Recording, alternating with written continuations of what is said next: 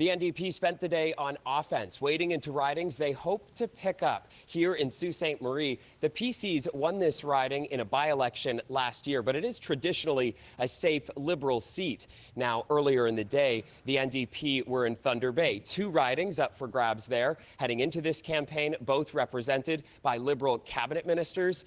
And while the NDP say that they are gaining momentum, their leader still wasn't the one under the harshest spotlight today. No, many Torontonians I spoke to today say they're taking a wait-and-see approach with Donald Trump, and some, especially those in Toronto's financial district, say they're downright excited. But the PCs haven't won in Kenora since 1985, and the NDP won the last election in Kenora with more than 50% of the vote. Now, tomorrow, Horwath switches from defense to offense when she hits ridings in Thunder Bay and Sault Ste. Marie, where she is hoping to pick up seats from the Liberals and the PCs. It's interesting that she has such a problem having voters know who she is. So yesterday, and again this morning, I was asking people running around a parking lot in Mississauga saying, do you know who Andrea Horwath is? And from several people, even those who said they were willing to vote NDP, they still didn't all know who she was. In a lot of different parts of the province, really. In 2014, they had a bit of a rough showing, only getting around 20 seats, and they were completely shut out of the eastern part of the province, for example. So places like Ottawa and Kingston, Peterborough, those areas of the province, they're really hoping to make some inroads. You saw leader Andrea Horwath over the course of this campaign make several stops to some of those ridings, hoping to gain some seats in those areas. Etobicoke is often called Ford Nation, but Etobicoke North has been Liberal since they formed government in 2003. On the Finch Strip, this is the only place where the PCs were beat by the NDP in the last vote. But PC leader Doug Ford is hoping his personal brand will trump all.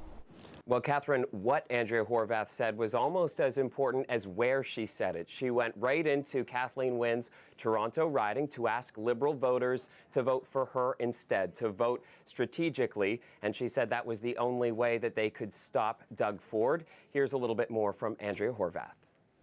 The problem that I was talking to off the top about how people don't know who Andrea Horwath is necessarily, possibly the opposition parties are helping her on that front, talking about her so much. It has you and I talking about her as well. So certainly a different Andrea Horwath by the end of this campaign than the one that we started with, much more confident and dipping into ridings where the NDP have never won in the final days of this campaign, just in Burlington on Monday. The big question, though, was it all enough? That's what the supporters in this room want to find out. Doug Ford says his first priority will be to focus on his transition to power and then picking his cabinet.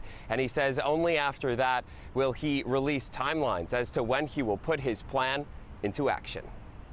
So Wynne is hoping more Liberals will get elected by officially saying she's out of the equation for Premier. We asked voters in Toronto and Ottawa if this has any impact on their vote.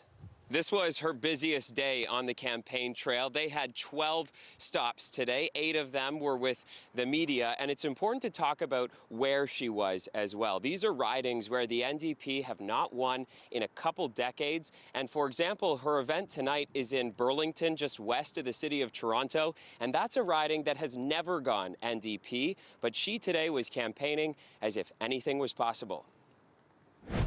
Spirits are high for the NDP leader. She went around and toured some of her campaign headquarters in Toronto, and then she was here in Hamilton later this afternoon. And she is certainly bounding around those campaign headquarters. She even brought sweets to some of them, saying that it had been a sweet campaign. That's something that she had said a few times. They are seeing levels of support that they have not seen in a couple of decades. So they're definitely trying to put a positive spin on today. But as you just heard from Mike Crawley there, the PCs obviously also confident. So there is that stalling that we saw in the public opinion polls up to just a couple days ago for the NDP support.